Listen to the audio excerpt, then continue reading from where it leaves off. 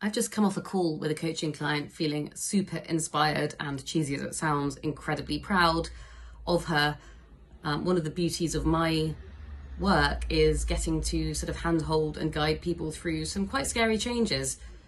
Career sounds like quite a mundane word, but it takes time to build self-esteem in new subject areas, to build a sense of belonging with new colleagues, and to get that sense of growth that tells you that you're succeeding.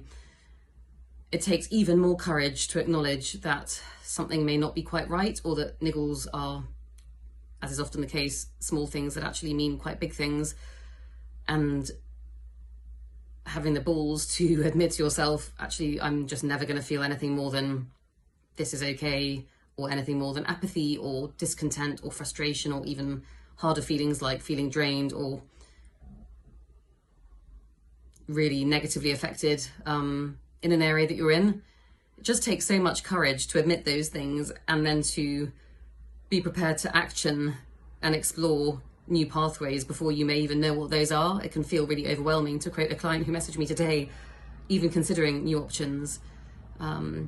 And it was so inspiring just speaking to this client who's got a final interview next week in a new area.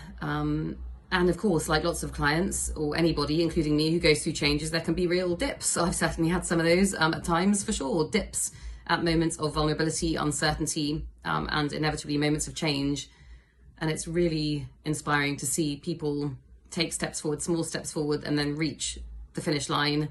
Whether it's moving from property litigation into a sort of in-house general counsel role in a charity, whether it's moving, like another client, from financial services management consulting into sports marketing and sales, or another brilliant client who moved from occupational therapy into, you've guessed it, insurance broking, or another brilliant client who moved from senior sales positions in FTSE 100 companies to going into the sort of coaching and training sphere and really excelling. It is so damn heartwarming to see the courage that people have to explore what their dreams might look like, and then to go after them and push through the pain and the fear that comes with that. It is not easy, and these are really brave, high performance habits that pay dividends. So if you're feeling scared because you know that things aren't quite right somewhere in your life or in your career, remember that's the first step towards positive change. Just acknowledging that is worth celebrating.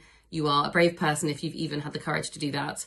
And it's all about small steps towards bigger change. One day you'll look back and you'll think, wow, I did it. I followed my heart and I had the bravery to look within.